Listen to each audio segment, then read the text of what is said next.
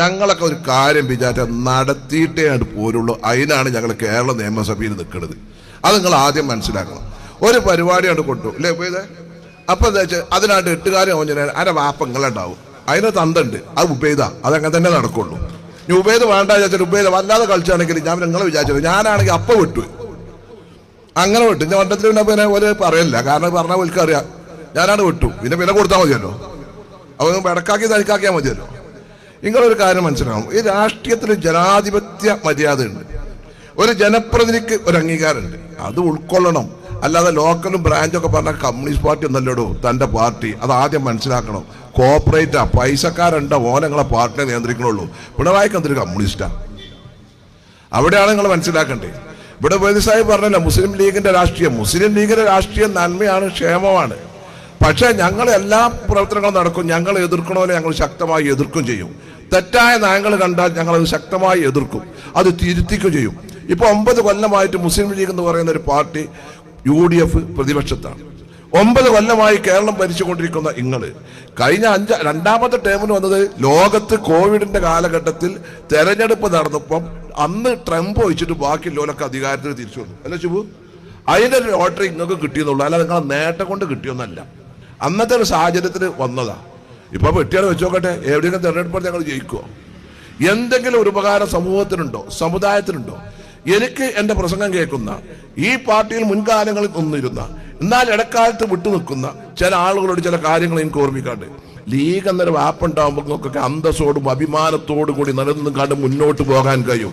ഇങ്ങൾക്കൊരു പ്രശ്നം വരുമ്പോൾ ഒരു വാപ്പാരും ഉണ്ടാവില്ല, അത് ലീഗിനെ ഉണ്ടാവുള്ളൂ എന്നുള്ള ഓർമ്മ ഉണ്ടാകുന്നത് നന്നായിരിക്കും എന്നാണ് എനിക്ക് പറയുന്നത്. നിങ്ങൾ ഈ കമ്മ്യൂണിസ്റ്റുകാർ വിശ്വസിച്ച് കണ്ടിങ്ങോട്ട് പോയി നിങ്ങൾ എവിടെ എത്തുക? നിങ്ങൾക്ക് എത്താൻ കഴിയുമോ? നിങ്ങൾ ആലോചിക്കണം, 980 ഇവിടെ കാരണന്മാരിക്കുണ്ടല്ലോ. 980 മുതലുള്ള കാലഘട്ടം എടുത്താൽ ഏതൊക്കെ കാലഘട്ടത്തിൽ കമ്മ്യൂണിസ്റ്റ് പാർട്ടി കേരളം ഭരിച്ചിട്ടുണ്ടോ ആ കാലഘട്ടങ്ങളൊക്കെ മുസ്ലിം സമുദായത്തിന് എതിരായിട്ടുള്ള നീക്കങ്ങൾ നടത്തിയിട്ടുള്ളൂ. നിങ്ങൾ ആലോചിക്കുക, അറബി ഭാഷ ഒരു ഭാഷയായി മഹാനായ CH മുഹമ്മദ് കോയ സാഹിബ് കേരളത്തിന്റെ വിദ്യാഭ്യാസ മന്ത്രിയായിരിക്കുന്ന ആ ഒരു കാലഘട്ടത്തിൽ കൊണ്ടുവന്നിട്ട് ആ ഭാഷ അങ്ങനെ 8000-ഓളം അറബി അധ്യാപകർ ആ കാലഘട്ടത്തിൽ കേരളത്തിലെ എയ്ഡഡ് ഗവൺമെന്റ് സ്കൂളുകളിൽ അധ്യാപകരായി ഗവൺമെന്റ് ഖജനാവിൽ നിന്ന് ശമ്പളം ലഭിച്ച് ജോലി ചെയ്തിരിക്കൊണ്ടിരുന്ന ഒരു കാലഘട്ടത്തിലാണ് നായനാർ കേരളത്തിന്റെ മുഖ്യമന്ത്രിയായപ്പോൾ അന്ന് EMSന്റെ കാലഘട്ടത്തിൽ ഭാഷ ഇല്ലാതാക്കാൻ അക്കമഡേഷൻ ക്വാളിഫിക്കേഷൻ ഡിക്ലറേഷൻ എന്ന് പറഞ്ഞ പരതരായ കൊളത്തൂർ മുഹമ്മദ് സാഹിബിന്റെ ഭാഷയിൽ പറഞ്ഞാൽ ആ 3 കരിനിയമങ്ങൾ കൊണ്ടുവന്നത് എന്താണ്? കുട്ടികൾ ഇത്ര ആൾ വേണം എന്നാലേ പറ്റുള്ളൂ. അതിനെതിരെ നമ്മൾ സമരം ചെയ്തു. മലപ്പുറത്ത് അന്ന് നമ്മുടെ 3 സഹോദരന്മാർ മജീദ് റഹ്മാൻ കുഞ്ഞിപ്പതിൽ വെടിയേറ്റ് മരിച്ചു. അന്ന് പിന്നെ അവസാനം നിങ്ങൾ എന്ത് ചെയ്തു? അത് പിന്നീട് പിൻവലിച്ചു. അന്ന് മഹാനായ CH മുഹമ്മദ് കോയ സാഹിബ്, എൻ്റെ വന്ദനായ നിങ്ങളുടെ പ്രിയങ്കരനായ സീരി ഹാജി, ഇങ്ങനെ എല്ലാവരും അഹമ്മദ് സാഹിബ്, ബീരാൻ സാഹിബ് ഒക്കെ ഉണ്ടായിരുന്ന ആ ഒരു കാലഘട്ടത്തിൽ ആ നിയമം നിങ്ങൾ കൊണ്ടുകൊണ്ട് നമ്മൾ പിൻവലിപ്പിച്ചു. പിന്നീട് നിങ്ങൾ വീണ്ടും 82 UDF അധികാരത്തിൽ വന്നു. അത് കഴിഞ്ഞ് 87 ഇടതുപക്ഷ മുന്നണി അധികാരത്തിൽ വന്നു. ആ കാലഘട്ടത്തിലെ നിങ്ങൾ പിന്നെ ശരീരത്തിനെതിരായിട്ട് പടവരുതിയത്. അന്ന് സെബാനു കേസ് സുപ്രീം കോടതി ഒരു വിധി ഉണ്ടായപ്പോൾ അന്ന് നാട് നീളെ സമുദായത്തിനെതിരെ പ്രചരണം നടത്തിയ ഒരു കൂട്ടരല്ലേ കമ്മ്യൂണിസ്റ്റുകാർ. നിങ്ങളൊന്ന് ആലോചിക്കണം. അന്ന് കോൺഗ്രസ്, രാജീവ് ഗാന്ധി ഇന്ത്യയുടെ പ്രധാനമന്ത്രിയായിരിക്കുന്ന ആ കാലഘട്ടത്തിൽ 401 MP-മാരുള്ള കോൺഗ്രസ് അന്ന് 3 ലൈൻ വിപ്പ് കൊടുത്തിട്ട് ലോക്സഭയിൽ സവാലു കേസിൽ സുപ്രീം കോടതി വിധി മറികടക്കുന്നതിനൊരു നിയമം ഗുലാം മുഹമ്മദ് ബനാത്ത് വാല സാഹിബ് ഒരു പാർലമെന്റിൽ ഒരു പ്രമേയം കൊണ്ടപ്പോൾ ഗവൺമെന്റ് ഭാഗത്ത് നിന്ന് ബില്ല് കൊണ്ടുവരുന്നുണ്ട്. അതുകൊണ്ട് ബനാത്ത് വാല സാഹിബ് അത് പിൻവലിപ്പിക്കണം എന്ന് പറഞ്ഞ് ആ ബില്ല് പിൻവലിച്ച് ഗവൺമെന്റ് ഭാഗത്ത് നിന്ന് ഒരു ബില്ല് കൊണ്ടുവന്ന് നമ്മളെ സഹായിച്ചത് ഇന്ത്യൻ നാഷണൽ കോൺഗ്രസ്. 401 MP-മാർ നമുക്കത് വോട്ട് ചെയ്തു. അന്ന് കമ്മ്യൂണിസ്റ്റ് പാർട്ടിക്ക് 42 MP-മാരുണ്ട്. ആ 42 MP-മാർ നമുക്ക് എതിരായിട്ടും വോട്ട് ചെയ്തു. അവിടെയാണ് നിങ്ങൾ കമ്മ്യൂണിസ്റ്റ് പാർട്ടി മനസ്സിലാക്കാം. പിണറായി ഒരു നോൻപേർക്കാൻ വിളിച്ചു പോകുന്നത് തക്കാലം വിചാരിച്ചാണ് അവിടെ പോയിക്കാണ്ട് പിണറായിയുടെ ആളായിട്ട് സമുദായ സേന ഉണ്ടാവില്ല. അത് നിങ്ങൾ ആദ്യം മനസ്സിലാക്കി കൂടി. ഓർക്ക് ആ സമയത്ത് വോട്ടിട്ടണമെന്നുള്ളൂ. അങ്ങനെ അത് കഴിഞ്ഞു. അവിടെ നിന്ന് അങ്ങോട്ട് നിങ്ങൾ ആലോചിക്കണം. പിന്നീട് നമ്മൾ ആ ഗവൺമെന്റ് പോയി. ആ പോയിട്ട് പിന്നെ 2001 നമ്മൾ അധികാരത്തിൽ വന്നു. അതിനുശേഷം ആര് വന്നു? MA ബേബിയൊക്കെ കേരളത്തിന്റെ വിദ്യാഭ്യാസ മന്ത്രിയായി, അച്യുതാനന്ദൻ കേരളത്തിന്റെ മുഖ്യമന്ത്രിയായി ഒരു ഘട്ടം വന്നു. ആ സമയത്താണ് മതമില്ലാതെ ജീവൻ എന്നൊരു പാഠപുസ്തകം ഉണ്ടാക്കി. അങ്ങനെ 7ാം ക്ലാസ്സിൽ നമ്മളെ കുട്ടികളെ നിരീശ്വരവാദം പഠിപ്പിക്കാൻ വേണ്ടി കൊണ്ടുവന്നു. അന്നാണ് നമ്മുടെ യൂത്ത് ലീഗ് ഒരു ക്ലസ്റ്റർ സമരം നടത്തി. അന്നാണ് എൻ്റെ നിയോജന മണ്ഡലത്തിൽപ്പെട്ട എറണാകുളം നിയോജനത്തിലെ കീശ്ശേരിയിലെ ക്ലസ്റ്റർ യോഗം മാസ്റ്റർ ഹാർട്ട് അറ്റാക്കായി മരിച്ചു. അപ്പോഴാണ് നിങ്ങൾ അയാളെ യൂത്ത് ലീഗുകാർ ചവിട്ടിക്കൊന്നാണ് പറഞ്ഞത്. എന്നിട്ട് നിങ്ങൾ അധികാരത്തിന് ഉപയോഗിച്ചുകൊണ്ട് 19 യൂത്ത് ലീഗുകാരുടെ പേരിൽ കൊലക്കേസിന് കേസെടുത്തു. അന്നാ ഞാൻ പറഞ്ഞ കള്ളസാക്ഷി പറഞ്ഞ കയ്യുകാലം പെട്ടു എന്ന് പറഞ്ഞു നിങ്ങളുടെ പേരിൽ കേസെടുത്തു. പക്ഷെ നിങ്ങൾ ആരും സാക്ഷി പറയാൻ വന്നില്ല, കാരണം കള്ളസാക്ഷി പറയട്ടു അയാൾ ഹാർട്ട് അറ്റാക്കായിട്ട് മരിച്ചല്ലേ. പിന്നീട് എന്തായി, നിങ്ങൾ ആ സഭ പിൻവലിച്ചു. അന്ന് മുസ്ലിം ലീഗ് ശക്തമായ നിലപെടുത്തപ്പോൾ ആ പാഠപുസ്തകം പിൻവലിച്ചു. നിങ്ങൾ ആലോചിക്കണം, പിന്നീട് കമ്മ്യൂണിസ്റ്റ് പാർട്ടി പിന്നെ നമ്മൾ അധികാരത്തിൽ വന്നു. ഉമ്മൻചാണ്ടി സാറിന്റെ കാലത്ത് 2011 മുതൽ 16 വരെ ഒരു പ്രശ്നം ഉണ്ടായില്ലല്ലോ, ഒരുപാട് നേട്ടങ്ങൾ ഉണ്ടാക്കിയ ഒരു ഗവൺമെന്റ് അല്ലല്ലോ. മുനീർ സാഹിബ് സാമൂഹ്യ നീതി വകുപ്പ് മന്ത്രിയായപ്പം പാവപ്പെട്ട പ്രയാസം അനുഭവിക്കുന്ന ഭിന്നശേഷിക്കാരായ ആളുകൾക്ക് ചെവി കേൾക്കാനും സംസാരിക്കാനും കഴിയാത്ത കുട്ടികൾക്കൊക്കെ കോംഗ്ലിയർ ഇംപ്ലാന്റേഷൻ ഓപ്പറേഷൻ അടക്കം 10 ലക്ഷം രൂപ ചെലവിടുന്ന ഓപ്പറേഷൻ അടക്കം സൗജന്യമായി എല്ലാ കാര്യങ്ങളും ചെയ്തു. അവിടുന്ന് അങ്ങോട്ട് പോകുന്ന 2016 മുതൽ 21 പിണറായി വന്നു. നിങ്ങളോട് ഇവിടെ ഉബൈദ് സാഹിബ് പറഞ്ഞല്ലോ, വഖഫ് ബോർഡിൽ അംഗമാണല്ലോ ഉബൈദ് സാഹിബ്, MLA മാരുടെ ഇതിനുള്ള പ്രതിനിധിയാണല്ലോ അദ്ദേഹം. അവിടെ എന്തെങ്കിലും ഉണ്ടായത്, കേരളത്തിലെ വഖഫ് ബോർഡിലെ നിയമനങ്ങൾ പബ്ലിക് സർവീസ് കമ്മീഷന് വിടണം എന്ന് പറഞ്ഞുകൊണ്ട് നിങ്ങൾ ബില്ല് കൊണ്ടുവന്നു. അന്നത് ആ ബില്ല് വായിക്കുമ്പോൾ അതിന്റെ 3ാം വായനയിൽ മുസ്ലിം ലീഗിന്റെ assembly party leader Kunhalikutty Sahib പറഞ്ഞു, ഇത് നിങ്ങൾക്ക് തിരുത്തേണ്ടി വരും എന്ന് പറഞ്ഞു. തിരുത്തൂലാണ് അത് അത്രയും വേണ്ടല്ലോ, ഞാനുകളായിട്ട് ഇങ്ങനെ പറഞ്ഞുകൊണ്ട് നീനല്ലോ. എന്താ ഉണ്ടായത്, മുസ്ലിം ലീഗ് കോഴിക്കോട് കടപ്പുറത്ത് വഖഫ് സംരക്ഷണ ഒരു റാലി നടത്തി. ഇതുണ്ടായി 5 ലക്ഷം ആൾക്കാർ പങ്കെടുത്തു. നിങ്ങളെ കൊണ്ട് പിറ്റത്തെ അസംബ്ലിയിൽ ആ മുഖ്യമന്ത്രിയുടെ നാമം തന്നെ അത് പാസ്സാക്കാൻ കൊടുത്ത സഭ പാസ്സാക്കണം എന്ന് പറഞ്ഞ് ഈ CPM അടക്കം വോട്ട് ചെയ്ത ആ ബില്ല് നിങ്ങളെന്നെ പിൻവലിച്ചില്ലേ. അതൊക്കെ തിരുത്തേണ്ടത് തിരുത്തിപ്പിക്കാൻ മുസ്ലിം ലീഗിന് കഴിയും എന്നുള്ളതിന്റെ തെളിവാണ് ഞാൻ ഈ പറഞ്ഞ കാര്യങ്ങളൊക്കെ. എന്താണ് വഖഫ്, നിങ്ങൾ മനസ്സിലാക്കണം, ദേവസ്വം ബോർഡിലെ നിയമനങ്ങൾ ഹിന്ദു സമുദായത്തിലെ ആളുകൾക്കേ കൊടുക്കാൻ പാടുള്ളൂ. നേരെ മറിച്ച് മുസ്ലിം സമുദായത്തിന് വരുന്ന വഖഫിന്റെ കാര്യം വരുമ്പോൾ അതിന്റെ നിയമനങ്ങൾ മറ്റുള്ളവർക്ക് കൊടുക്കണം. അതെങ്ങനെ നമുക്ക് അംഗീകരിക്കാൻ പറ്റുക? ഭരണഘടനാ പ്രകാരം അത് മുസ്ലിം സമുദായത്തിൽപ്പെട്ട ആളുകൾക്കാണ്. കാലാകാലങ്ങൾ അതാണ് ഇവർ മാറ്റാൻ നോക്കിയത്. അതിനെതിരെ നമ്മൾ സമരം ചെയ്ത്. അന്ന് നമ്മുടെ കൂടെ കോൺഗ്രസ് ഉണ്ടായിരുന്നു, അപ്പോൾ നമ്മളെ കമ്മ്യൂണിസ്റ്റ് പാർട്ടിയാണ് എതിർത്ത്. അതാ ഞാൻ പറഞ്ഞത്, ഇപ്പൊ താൽക്കാലികമായിട്ട് എന്തെങ്കിലും ഒരു പ്രാദേശിക വെച്ചിട്ടുണ്ടെങ്കിൽ ആരോടെങ്കിലും ഒരു വിരോധം ഉണ്ടെങ്കിൽ അപ്പുറത്ത് പോയി ഇങ്ങനെ നിൽക്കണ്ട, ഇതിന് നിന്നോളി. ഇതിൽ നിന്നാൽ അന്തസ്സോടെ അഭിമാനത്തോടു കൂടി നിലനിൽക്കാൻ കഴിയും. ഒരു പ്രയാസം വന്ന പാർട്ടിക്കാർ ഏറ്റെടുക്കും, ഏത് ലീഗ് ഏറ്റെടുക്കും. അവിടെയാണ് നിങ്ങൾ മനസ്സിലാക്കേണ്ടത്. അതുകൊണ്ടാണ് നമ്മൾ പറയും, ഏത് കാലഘട്ടത്തിലും CPM എന്ന് പറയുന്ന ഒരു പാർട്ടി നമുക്കെതിരുള്ളൂ. പിന്നെ ഇപ്പൊ CPM-നെ ഇപ്പൊ നാളെ പറഞ്ഞ വെള്ളാപ്പള്ളി പറഞ്ഞു അയാൾക്ക് മലപ്പുറത്ത് കൂടെ പോകുമ്പോൾ ശ്വാസം വിട്ടാ, അയാൾക്ക് അല്ലെങ്കിൽ തന്നെ ജീവിതത്തിൽ ഒന്നും ശ്വാസം വിട്ടില്ല. പിന്നെ അവര് മലപ്പുറത്ത് കൂടെ പോയിട്ട് വേണം അയാൾക്ക് എപ്പോഴും ശ്വാസം വിടല്ലേ അവിടെ സംസാരിക്കുമ്പോൾ. ഇതിലാണ് പോകുമ്പോൾ മലപ്പുറത്ത് കൂടെ.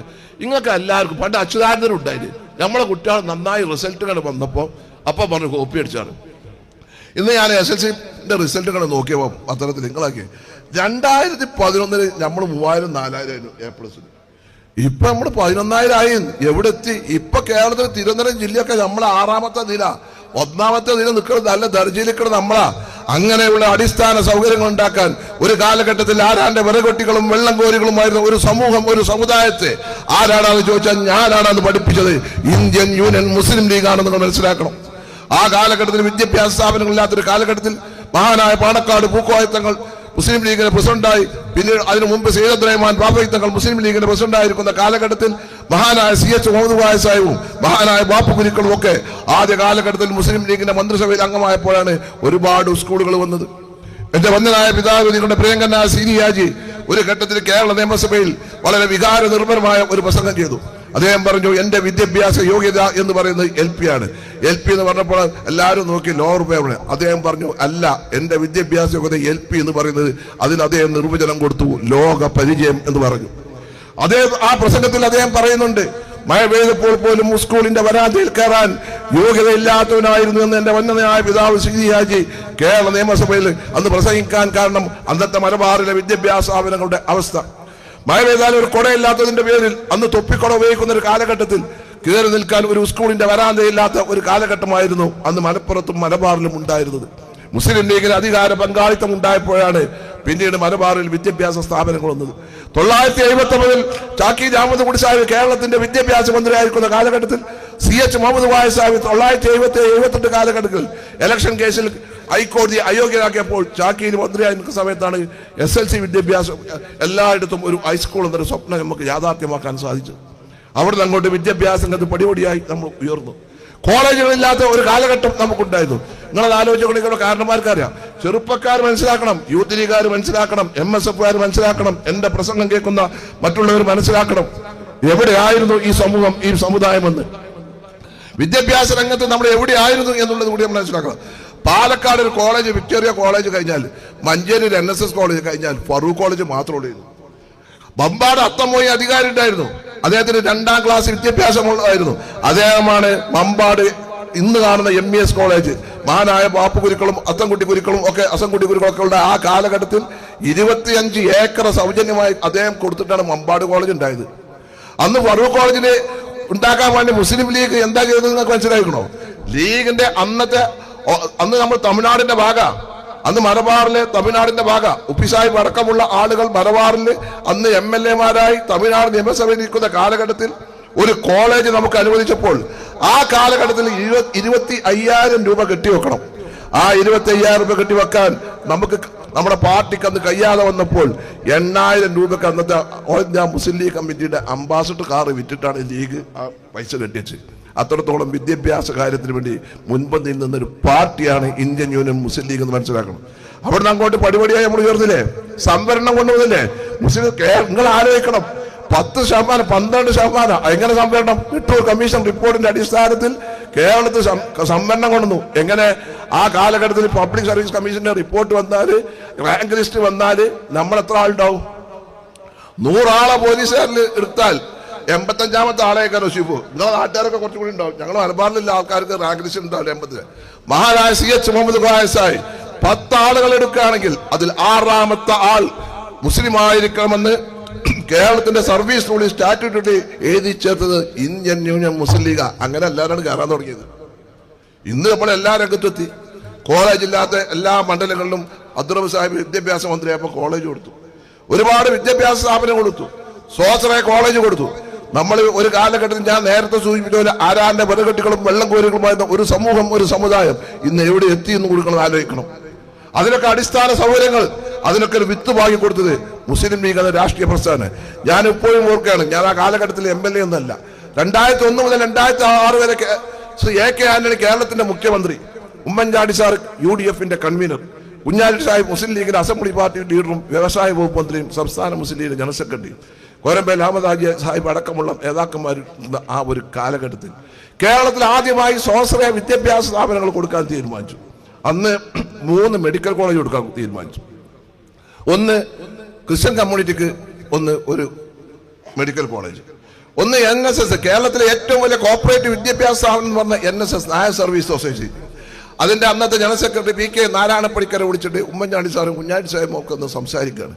അപ്പോൾ അവിടെ നേതാക്കന്മാർ അദ്ദേഹത്തോട് പറഞ്ഞു, ഒരു മെഡിക്കൽ കോളേജ് നിങ്ങൾക്ക് തരാറുമ്പം അദ്ദേഹം പറഞ്ഞു 300 കോടി രൂപ ചെലവ് ചെയ്തുകൊണ്ട് ഒരു മെഡിക്കൽ കോളേജ് ഉണ്ടാക്കാനുള്ള ത്രാണിയിലല്ല ഞങ്ങളെന്ന് പറഞ്ഞു. നേരെ മറിച്ച് MES-ന് ഒരു മെഡിക്കൽ കോളേജ് കൊടുത്തു. ഒരു കാലഘട്ടത്തിൽ മഹാനായ CH മുഹമ്മദ് ഖായസാഹിബിനെ മുസ്ലിം ലീഗിലെ പൊതുയോഗങ്ങളിലേക്ക് വന്നാൽ CH ഇതുപോലെയുള്ള കുഗ്രാമങ്ങളിൽ വന്നാൽ പ്രമാണിമാരായ ആളുകൾ CH-നെ കണ്ടാൽ മാറിക്കും. അന്ന് വലിയ തറവാട്ടുകാരുടെ കയ്യിലെ സ്ഥലം ഉണ്ടാവുള്ളൂ, ഇന്നത്തെ മാതിരിയല്ല. അന്ന് ആരോട് 1 ഏക്കർ CH, 1 ഏക്കർ ഒരു LP സ്കൂളിന് 2 ഏക്കർ സൗജന്യമായി കൊടുക്കണം, ഒരു സ്കൂൾ തരാൻ ആർക്കും വേണ്ട. ഇന്ന് സ്കൂൾ വേണമെന്നാണ് മയമാരൊക്കെ 3 അക്ഷി മുമ്പിൽ ഉപേദിന്റെ പരിയിലുണ്ടാവും. രാവിലെ കേൾക്കണില്ല, എന്താ ചെയ്യാ, ഒരു നന്നായി പറഞ്ഞതാ ഉപേദ. അപ്പൊ അങ്ങനെ ഉള്ള ആ സ്കൂളുകളും കോളേജുകളും ഒക്കെ ആവശ്യപ്പെടുന്ന ഒരു കാലഘട്ടത്തിൽ, അന്ന് സ്കൂളും ഒന്നും ആർക്കും വേണ്ടാത്ത ഒരു കാലഘട്ടത്തിൽ ഇന്ന് സ്ഥാപനങ്ങൾ നടത്താൻ നമ്മളെല്ലാവരും വെമ്പുകയാണ്. അങ്ങനെ MES-ന് കൊടുത്തു. നിങ്ങൾ ആലോചിക്കണം, കേരളത്തിലെ 15 മെഡിക്കൽ കോളേജിൽ 6 മെഡിക്കൽ കോളേജിന്റെ ഉടമസ്ഥാവകാശം മുസ്ലിം സമുദായത്തിനാണ്. 114 എഞ്ചിനീയറിംഗ് കോളേജ് ഉണ്ട്, അതിലിപ്പോ ഒരു 10 രൂപ പൂട്ടി. 52 ഉടമസ്ഥാവകാശം, അതിന്റെ മാനേജ്മെന്റ് ആരാണെന്ന് വെച്ചാൽ മുസ്ലിം സമുദായമാണ്. 27 ഡെന്റൽ മെഡിക്കൽ കോളേജ് ഉണ്ട്, അതിലൊക്കെ 200 കോടി രൂപ മുടക്കണം. അതിന് 14 നടത്തുന്നത് മുസ്ലിം സമുദായത്തിൽപ്പെട്ട ആളുകളാണ്. അങ്ങനെ അതാ ഞാൻ പറഞ്ഞത്, എല്ലാവർക്കും അടിസ്ഥാന കായുണ്ടായിട്ട് കാര്യമില്ല. അത് നടത്താനും അതിനുള്ള പ്രചോദനം, അവനൊരു ആത്മധൈര്യം, ആത്മവിശ്വാസം കൊടുക്കാൻ അത് ലീഗുണ്ടായി. അങ്ങനെ സംവിധാനത്തിലായതുകൊണ്ടാണ് നമ്മളെ മക്കളൊക്കെ നന്നായി പഠിച്ചു. പഠിക്കാനുള്ള സൗകര്യം കിട്ടിയപ്പോൾ നല്ല കോളേജുകൾ വന്നു. അതുപോലെ തന്നെ എഞ്ചിനീയറിംഗ് കോളേജ് വന്നു, മെഡിക്കൽ കോളേജ് വന്നു, നഴ്സിംഗ് കോളേജ് വന്നു, ഫാർമസിസ്റ്റ് കോഴ്സ് വന്നു. നമ്മളിപ്പോൾ മക്കൾ ഉഷാറല്ലേ. AK ആന്റണി ഒരു ഘട്ടത്തിൽ കേന്ദ്രത്തിന്റെ പ്രതിരോധ മന്ത്രിയായിരിക്കുമ്പോൾ തിരുവനന്തപുരത്തും ഡൽഹിയിലും 2 അവാർഡ് ദാന ചടങ്ങ് സംഘടിപ്പിച്ചപ്പോൾ ഇന്ന് പഴയ മുസ്ലിം സമുദായമല്ല, ഇന്ന് ഇന്ത്യയിലെ ഏറ്റവും IIT പോലുള്ള, എയിംസ് പോലുള്ള സ്ഥാപനങ്ങളിൽ എൻട്രൻസ് ടെസ്റ്റ് നടത്തിയാൽ മുൻപന്തിയിൽ വരുന്ന ആദ്യത്തെ 10-ലും 4 മുസ്ലിം സമുദായത്തിൽപ്പെട്ട വിദ്യാർത്ഥികളാണെന്ന് AK ആന്റണിയെ കൊണ്ട് പറയിപ്പിക്കാൻ സാധിച്ചത് ഈ പാർട്ടിയുടെ ഉള്ള ദീർഘവിഷമുള്ള നേതാക്കന്മാരുടെ പ്രവർത്തനത്തിന്റെ ഫലമായിട്ടാണെന്ന് മനസ്സിലാക്കും. നമ്മൾ ആലോചിച്ച് നോക്കി, എന്തേ കമ്മ്യൂണിസ്റ്റുകാർക്ക് എന്നിട്ട് ചെയ്ത് എന്തെങ്കിലും നേട്ടം കിട്ടിയോ നമുക്ക്? നിങ്ങൾ ആലോചിച്ച് നോക്കി, ഒരു കേന്ദ്രത്തിനോട് ഒരു എയിംസിന്റെ ഒരു കോളേജ്, മെഡിക്കൽ കോളേജ് നമുക്ക് വാങ്ങിക്കൊണ്ടുവരാം ഈ ഗവൺമെന്റ് കഴിഞ്ഞോ? അഡ്ജസ്റ്റ്മെന്റ് അല്ലേ? ഞാൻ ചോദിക്കട്ടെ, നമ്മുടെ CPM-ന്റെ ആളുകൾ, നിങ്ങൾ പോയിട്ട് നിങ്ങളിപ്പോൾ ഇങ്ങനെ ഈ ബോർഡൊക്കെ കൂടെ നിങ്ങളൊരു ആരെങ്കിലും ലോക്കൽ കമ്മിറ്റി സെക്രട്ടറി പോയിട്ട് നിങ്ങളെ മുഖ്യമന്ത്രി നിങ്ങളൊന്ന് കാണുമോ? എന്നിട്ട് നിങ്ങൾ 2 വർത്തമാനം പറഞ്ഞിട്ട് എന്തെങ്കിലും കാര്യം നടത്തുക, അത് നിങ്ങളൊന്ന് കാണിച്ചു കൊടുക്കും. ആർക്കെങ്കിലും മുഖ്യമന്ത്രി അടുത്തേക്ക് ചെല്ലാൻ പറ്റുമോ? നമുക്കൊരു മുഖ്യമന്ത്രി ഉണ്ടായിരുന്നല്ലോ, ജനകീയനായ മുഖ്യമന്ത്രി ശ്രീ ഉമ്മൻചാണ്ടി സാറിന്റെ അടുത്തേക്ക് നമ്മുടെ കാരണന്മാരായാലും ആൾക്കാരായാലും MLA വേണ്ട, ഉബൈദ് വേണ്ട, ബഷീർ വേണ്ട, ചെന്ന കാര്യങ്ങൾ പറഞ്ഞാൽ അതിന് തീരുമാനം ഉണ്ടായിരുന്നു. ഇപ്പം എന്തെങ്കിലും തീരുമാനമുണ്ടോ? എന്തെങ്കിലും കാര്യങ്ങൾ നടക്കുന്നുണ്ടോ? അപ്പം നമ്മൾ അതൊക്കെ ആലോചിക്കണ്ടേ? ഒരു ജനകീയമായ ഒരു ഗവൺമെന്റ് ഉണ്ടായപ്പോൾ ജനങ്ങളുടെ പ്രശ്നങ്ങൾ അറിയാൻ, ജനങ്ങളുടെ പ്രശ്നങ്ങൾ പഠിക്കാൻ, അവരുടെ കാര്യങ്ങൾക്ക് തീരുമാനമെടുക്കാൻ, വികസന കാര്യങ്ങൾക്ക് തീരുമാനമെടുക്കാം, ഒരുപാട് നേട്ടങ്ങൾ ഉണ്ടാക്കാൻ നമുക്ക് സാധിച്ചത്. ഉബൈദ് സാഹിബ് 2011 മുതൽ 2016 വരെ ഈ നിയോജകമണ്ഡലത്തിന്റെ ഭരണകക്ഷി MLA ആയപ്പോൾ എത്ര കോടി രൂപയുടെ വികസന പ്രവർത്തനം നടന്നു? 2016 മുതൽ 25 വരെ നിങ്ങൾ എന്തേ കൊടുത്തത്? നിങ്ങൾ ആകെ 5 കോടി രൂപ ഒരു MLA അല്ലേ? 5 കോടി രൂപ ബഡ്ജറ്റ് തരും. അതല്ല നമ്മൾ എഴുതി കൂടെ 20 വർക്ക് നമ്മോട് ചോദിക്കും, അതിൽ 5 വർക്ക് നമ്മോട് സെലക്ട് ചെയ്യാൻ പറയും. 5 വർക്കിനല്ലേ നിങ്ങൾ ഫണ്ട് കൊടുത്തിട്ടുള്ളൂ. പിന്നെ കെട്ടി ആഘോഷിക്കപ്പെട്ട കിഫ്ബി അതിനൊരു പദ്ധതി അത് കൊടുത്താൽ, നമ്മളൊരു പ്രപ്പോസൽ കൊടുത്താൽ 7 കൊല്ലം കഴിയും അതിൻ്റെ ഒരു ഭരണാനുമതി കിട്ടി, അതിൻ്റെ ടെൻഡർ കഴിഞ്ഞ് അതിൻ്റെ വർക്ക് കണക്കണക്കിന് കട്ടുമുടിച്ചല്ലേ. ഇപ്പൊ നിങ്ങൾ ആലോചിച്ചത് 40 കോടി രൂപ ഗവൺമെന്റിന്റെ നേട്ടങ്ങൾ പറയാൻ വേണ്ടിയിട്ട് മുഖ്യമന്ത്രിക്ക് വായ്ത്തുപാട്ടാ. എന്നിട്ട് ബാക്കിയുള്ളവരൊക്കെ അങ്ങനെ പറയും, എന്നിട്ട് കമ്മ്യൂണിസ്റ്റുകാരങ്ങനെ നടക്കും. പിന്നെ ആ പാർട്ടി നിങ്ങൾ ചോദിച്ചാൽ ആ പാർട്ടി ഞാൻ കമ്മ്യൂണിസ്റ്റുകാരോട് ഇവിടെ അങ്ങനെ എല്ലാം എന്നറിയാം. നമ്മളിവിടെ ഒറ്റക്കുന്ന 400-500 കൊണ്ട് ജയിച്ച ഒരു സ്ഥലമാണെന്ന് എനിക്കറിയാം. പക്ഷെ ഒരു കാര്യം ഞാൻ പറയാം, നിങ്ങളെ പാർട്ടി എവിടെ എത്തി? 34-35 MP-മാരുണ്ടായിരുന്നു ബംഗാളിൽ, വട്ടപൂജ. ബംഗാളിൽ നിങ്ങൾക്ക് MLA-മാരുണ്ടോ? വട്ടപൂജ. നിങ്ങളങ്ങനെ ഞങ്ങളെ കുറ്റം പറയില്ല, നിങ്ങൾ കേരളമുള്ളൂ, ഞങ്ങളത്രങ്ങളില്ലാന്ന്. തമിഴ്നാട്ടിൽ നിങ്ങൾ ആലോചിച്ച് നോക്കി, ഞങ്ങളെ കൂടെ സഖ്യം ചെയ്തോണ്ട് നിങ്ങൾക്ക് 2 MP-മാരില്, ഞങ്ങൾക്കുണ്ട് അവിടെ 1. ഇവിടെ ഞങ്ങൾക്ക് 2 ഉണ്ട്. ഞങ്ങൾക്ക് ഇന്ത്യ പാർലമെന്റിൽ 5 ആളുണ്ട് മൊത്തം. ഇങ്ങക്കോ? നിങ്ങൾ ആകെ 3 ഉള്ളൂ. ഇങ്ങക്ക് അവിടെ വോട്ട്. എന്നിട്ട് ഇങ്ങനെ ബൂർക്കും നിങ്ങളിങ്ങനെ ഓൾ ഇന്ത്യ പാർട്ടി വലിയ വലിയ കാര്യങ്ങൾ ഇങ്ങനെ പറയും. ഞാനിതൊക്കെ നിയമസഭയിൽ പറയല്ലോ, ഒരക്ഷരമായിട്ടങ്ങൾ മുണ്ടൂല. എവിടെ ഉള്ളത്? നിങ്ങൾ പറയും ഞങ്ങൾ അങ്ങനെയാണ്. നിങ്ങൾ ബംഗാളിൽ പോയി 25 കൊല്ലം ഭരിച്ച ത്രിപുരയിൽ അവിടെ സീറ്റില്ലാതെയായി. ഒരു പ്രാവശ്യം ഉമ്മൻചാണ്ടി സാറ് മരിച്ചതിന് ശേഷം നടന്ന തെരഞ്ഞെടുപ്പിൽ ഉമ്മൻചാണ്ടി സാറിന്റെ മകൻ 37,000 വോട്ടിന് ജയിച്ചപ്പം അത് സഹതാപം കൊണ്ടാണ് പറഞ്ഞത്. ആ സമയത്താണ് ത്രിപുരയിൽ തെരഞ്ഞെടുപ്പ് വന്നത്. അവർ ത്രിപുരയിൽ മാർക്സിസ്റ്റ് പാർട്ടിയുടെ ഒരു MLA, ഒരു മുസ്ലിം സമുദായത്തിൽപ്പെട്ട ആള് MLA മരിച്ചു. അയാളെ മകനെ നിർത്തി. 50,000 വോട്ട് തോറ്റു. അപ്പൊ ഞാൻ പറഞ്ഞു, ആ വാപ്പാക്ക് എൻ്റെ മകന് സഹതാപം കിട്ടിയില്ല ചോദിച്ചു. ഒന്നും പറഞ്ഞില്ല. അപ്പോൾ നമ്മൾ ആരെങ്കിലും ജയിച്ചാൽ അത് പിന്നെ സഹതാപമായി. പാലക്കാട് 18,000 വോട്ടിന് UDF ജയിച്ചപ്പോൾ അത് ജമാഅത്ത് ഇസ്ലാമി ജയിച്ചു. ഞാൻ അങ്ങനെ ആലോചിക്കാണ്, ഈ ജമാഅത്ത് ഇസ്ലാമിക്ക് SDPക്കൊക്കെ എത്ര വോട്ടുണ്ടെന്ന് ഈ കമ്മ്യൂണിസ്റ്റുകാർക്കല്ലാതെ ഞമ്മക്കാർക്കും അറിയില്ല. പാലക്കാട് നമ്മൾ 18,000 വോട്ടിന് ജയിച്ചപ്പോൾ അവിടെയും അത് എവിടെയൊക്കെ വർഗീയമായിട്ട് ചേരിതിരിവുണ്ടാക്കി കലങ്ങിയ വെള്ളത്തിൽ മീൻ പിടിക്കാനുള്ള ശ്രമമാണ്. നിങ്ങൾ ആലോചിക്കണം, വരാൻ പോണ തെരഞ്ഞെടുപ്പിലൊക്കെ BJP CPM അഡ്ജസ്റ്റ്മെന്റ് ഉണ്ടാവും. കഴിഞ്ഞ തെരഞ്ഞെടുപ്പിലുണ്ടായി. സുരേഷ് ഗോപിയുടെ വിജയമൊക്കെ അതിൻ്റെ ഒരു ഭാഗമാണ്. ആ പൂരം കലക്കിയല്ലോ.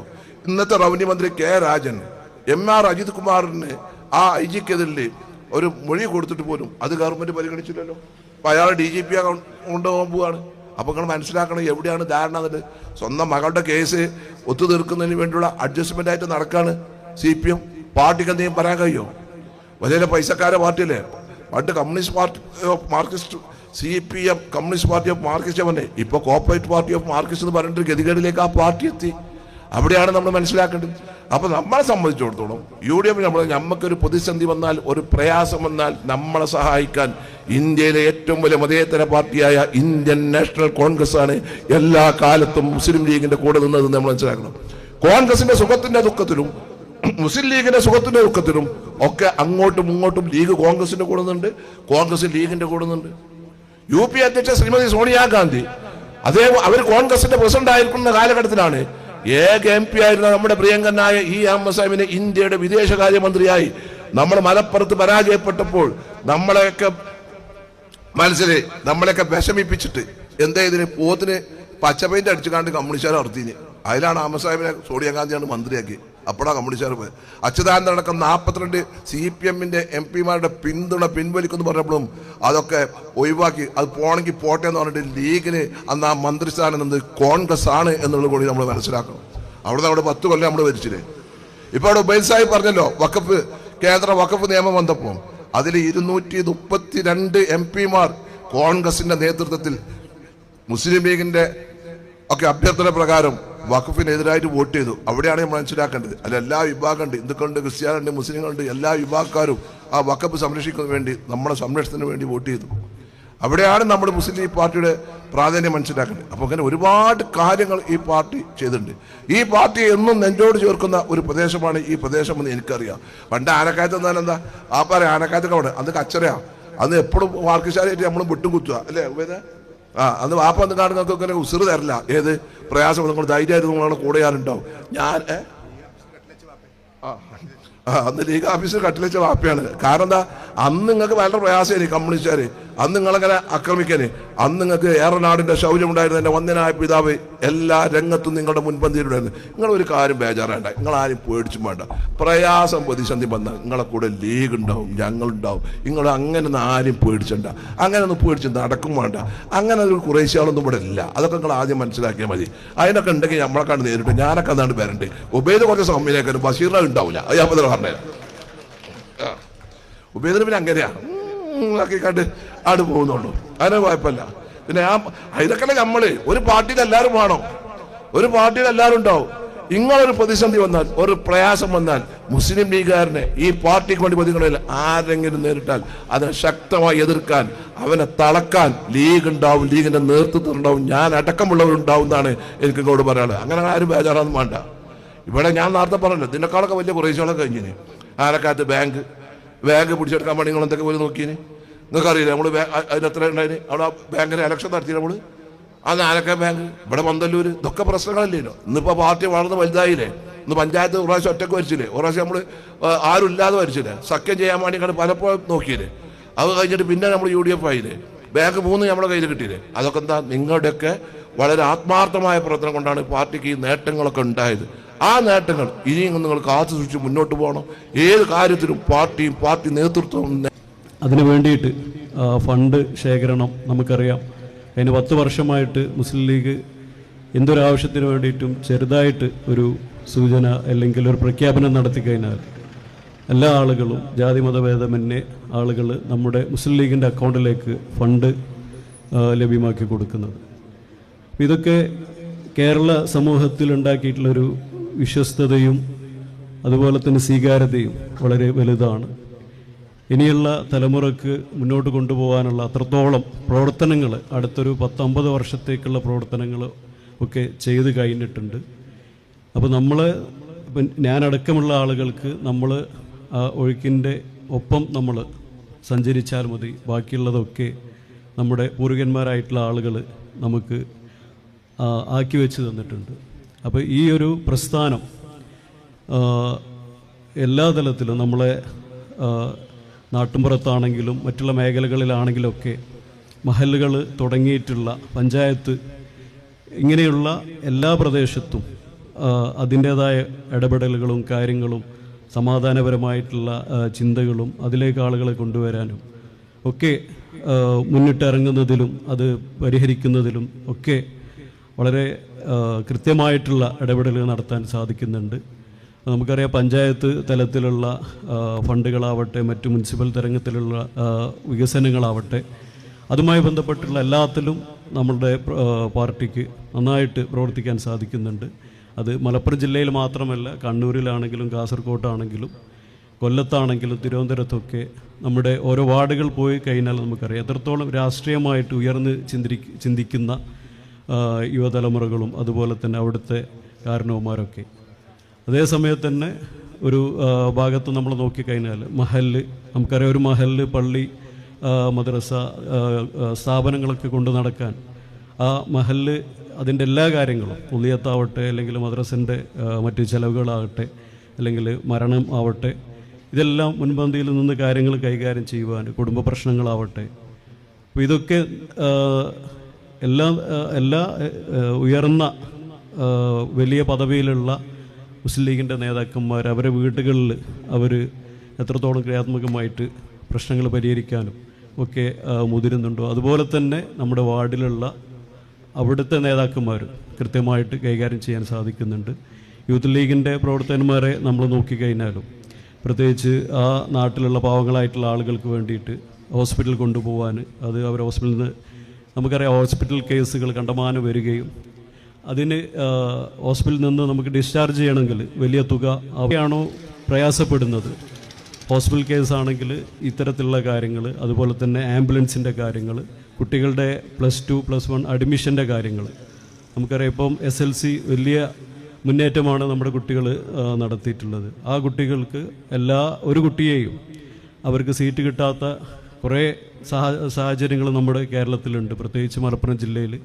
ഇപ്പോൾ ജയിച്ച കുട്ടികളുടെ കണക്കെടുത്ത് നോക്കിക്കഴിഞ്ഞാൽ നമുക്കുണ്ടാവും കഴിഞ്ഞ 10-20 വർഷമായിട്ടുള്ള കണക്കുകൾ നോക്കിക്കഴിഞ്ഞാൽ മലപ്പുറം ജില്ല സ്കൂളുകൾ വളരെ കുറവാണ്. ഇത്രയും കുട്ടികളെ അക്കോമഡേറ്റ് ചെയ്യാനുള്ള സൗകര്യമില്ല.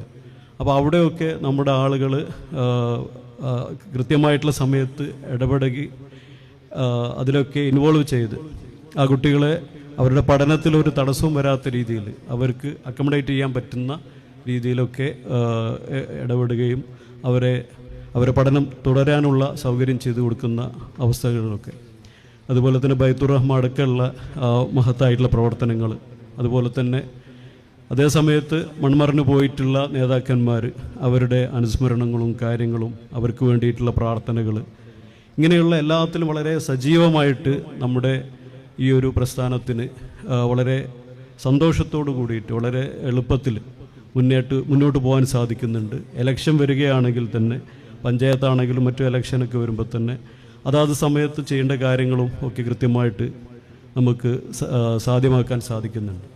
അപ്പോൾ ഇത്രത്തോളം സിസ്റ്റമാറ്റിക്കായിട്ട്, എന്നാലോ കുറേ പ്ലാനിങ്ങും കുറേ ബുദ്ധിജീവികളും അങ്ങനെയുള്ളൊരു പ്രസ്ഥാനമൊന്നുമല്ല, പക്ഷേ ഇതിനെ കൃത്യമായിട്ട് കൊണ്ടുപോകാനും പറ്റിയ ആ ഒരു ആളുകളും ഒക്കെ ആയിട്ട്, നേതാക്കന്മാരൊക്കെ ആയിട്ടുള്ള ഒരു മാനസികമായിട്ടുള്ളൊരു ബന്ധവും കാര്യങ്ങളൊക്കെ വെച്ച് തന്നെ മുന്നോട്ട് കൊണ്ടുപോകാൻ ഒരു പ്രയാസവുമില്ല, ഒരു പ്രതിസന്ധിയുമില്ലാതെ മുന്നോട്ട് കൊണ്ടുപോകാൻ നമ്മുടെ നേതാക്കന്മാർക്ക് എളുപ്പത്തിൽ സാധിക്കുന്നുണ്ട്.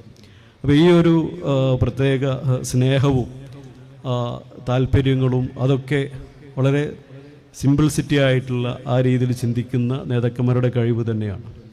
അപ്പോൾ ഇതിലൂടെ ഓരോ തലമുറകൾക്കും കൈമാറി കൊണ്ട് മുന്നോട്ട് പോകാൻ സാധ്യമാകട്ടെ. പ്രത്യേകിച്ച് ഈ പ്രദേശത്തൊക്കെ വളരെ പഞ്ചായത്ത് ഇലക്ഷനും മറ്റുമൊക്കെ വരികയാണ്. അതിലൊക്കെ നമുക്ക് ഐക്യജനാധിപത്യ മുന്നണിക്ക് ശക്തി പകരുവാനും വിജയിപ്പിക്കുവാനും ഒക്കെ ആയിട്ടുള്ള പ്രവർത്തനങ്ങൾ നമുക്ക് സജീവമാക്കാൻ സാധിക്കുമാറാകട്ടെ. അതുപോലെ തന്നെ അതിനുശേഷം നമുക്കറിയാം നിയമസഭാ ഇലക്ഷൻ വരുന്നുണ്ട്. തീർച്ചയായിട്ടും കുറേ പുതിയ യുവാക്കളായിട്ടുള്ള കുറേ ആളുകൾ പഞ്ചായത്തിലും അതുപോലെ തന്നെ നിയമസഭയിലൊക്കെ പുതിയ MLA-മാരെയൊക്കെ നമുക്ക് കാണാൻ ഉള്ള സാധ്യതകളുണ്ട്. എല്ലാത്തിലും നമുക്ക് വലിയ പ്രതീക്ഷകളും പുതിയ നമുക്ക് കൂടുതൽ താല്പര്യമുണ്ടാക്കുന്ന തരത്തിലുള്ള പദ്ധതികളും എല്ലാവരെയും ഈ പ്രസ്ഥാനത്തിലേക്ക് അടുപ്പിക്കുവാനും ഈ പ്രസ്ഥാനത്തോട് ഒരുമിച്ച് നിർത്തിക്കൊണ്ട് മുന്നോട്ട് കൊണ്ടുപോകാനൊക്കെയുള്ള കുറേ സർപ്രൈസുകൾ നമ്മുടെ പ്രസ്ഥാനം എപ്പോഴും നമുക്ക് തരാറുണ്ട്. ഇനിയും പഞ്ചായത്ത് ഇലക്ഷനിലും നിയമസഭാ ഇലക്ഷനിലൊക്കെ നമുക്ക് പ്രതീക്ഷിക്കാം.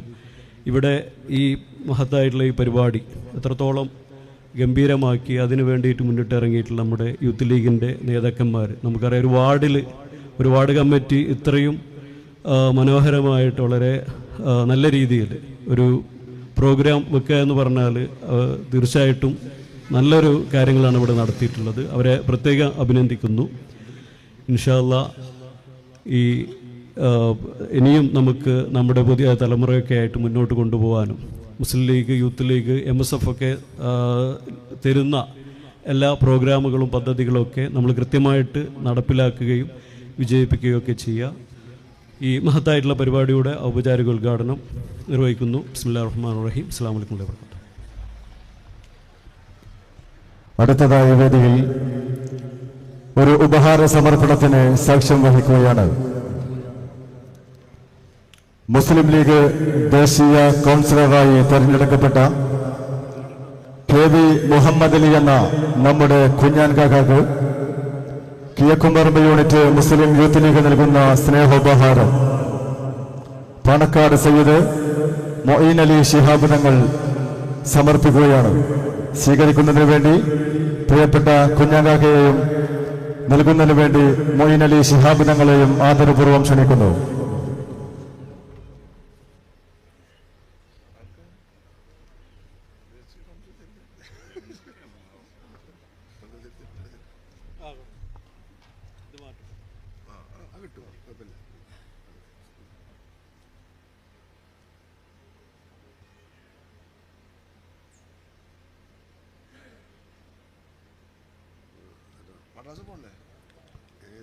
അടുത്തതായി MSF സംസ്ഥാന സെക്രട്ടറിയായി തെരഞ്ഞെടുക്കപ്പെട്ട നമ്മുടെ പ്രിയപ്പെട്ട അഖിൽകുമാർ ആനക്കയത്തിന് കിഴക്കുംപറമ്പ് യൂണിറ്റ് മുസ്ലിം യൂത്ത് ലീഗ് നൽകുന്ന സ്നേഹോപഹാരം PK ബഷീർ MLA സാഹിബ് നൽകുന്നു. സ്വീകരിക്കുന്നതിന് വേണ്ടി അഖിൽകുമാറിനെ ആദരപൂർവ്വം ക്ഷണിക്കുന്നു.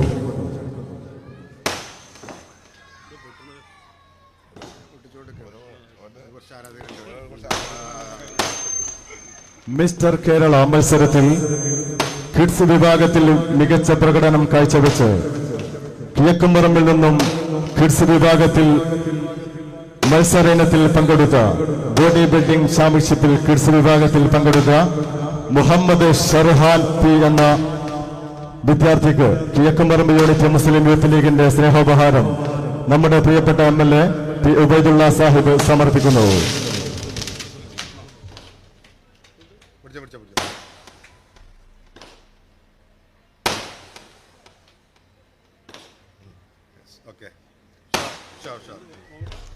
ഇന്നലെ പുറത്തുവന്ന SSLC എക്സാം റിസൾട്ടിൽ കിഴക്കുംപറമ്പിൽ നിന്നും മികച്ച വിജയം കൈവരിച്ച SSLC പരീക്ഷയിൽ ഫുൾ A+ നേടിയ Fathima Hanna O daughter of Muhammad എന്ന വിദ്യാർത്ഥിക്ക് കിഴക്കുംപറമ്പ് വനിതാ ലീഗ് കമ്മിറ്റി നൽകുന്ന ഉപഹാരം ഉബൈദുള്ള MLA നൽകുന്നു. സ്വീകരിക്കുന്നതിന് വേണ്ടി ഫാത്തിമ ഹന്ന എന്ന വിദ്യാർത്ഥിയെയും നൽകുന്നതിന് വേണ്ടി ഉബൈദുള്ള MLAയെയും സ്നേഹപൂർവ്വം ക്ഷണിക്കുന്നു.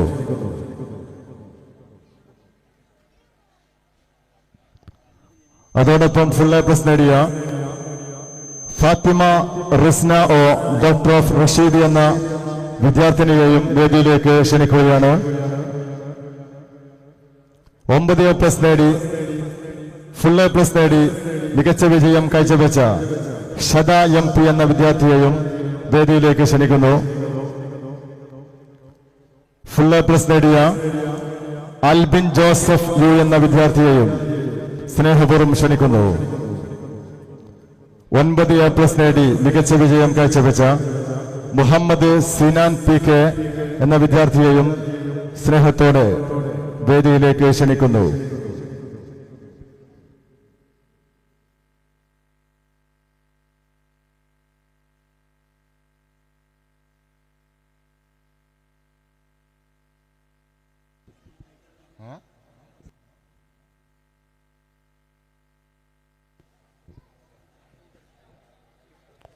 ഫാത്തിമ റിസ്ന,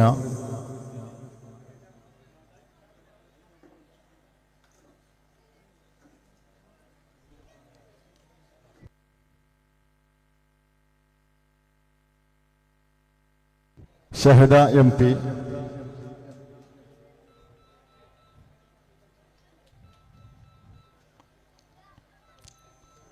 ആൽബിൻ ജോസഫ്,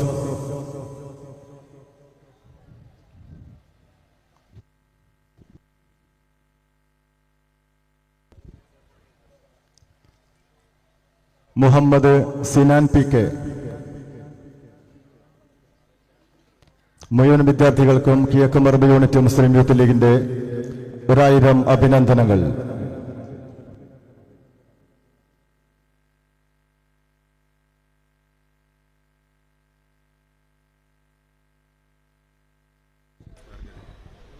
ഈ കിഴക്കുംപറമ്പ് പ്രദേശത്ത് ഹരിത രാഷ്ട്രീയത്തിന് വെള്ളവും വളവും നൽകിയ ആയുസ് മുഴുവൻ ഹരിത രാഷ്ട്രീയത്തിന് സമർപ്പിച്ച് പ്രപഞ്ചനാഥന്റെ വിലക്കുതരം നൽകിയ കാലത്തിന്റെ മറുപുറത്തേക്ക് യാത്രയായ മർഹൂം ചെറുഹാജി നാണി മുസ്ലിയാർ തുടങ്ങിയവരുടെ അനുസ്മരണയിൽ